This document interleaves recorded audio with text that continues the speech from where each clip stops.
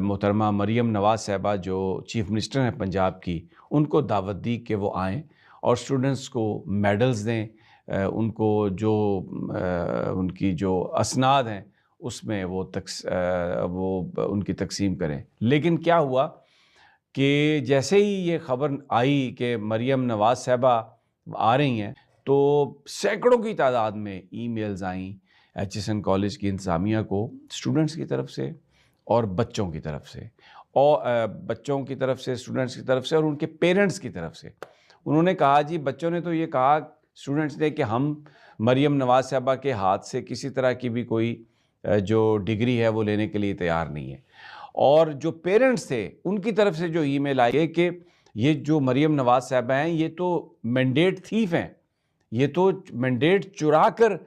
پنجاب کی وزیر اعلیٰ بنی ہیں، اور ہم اس طرح کے جو مینڈیٹ تھیوز ہیں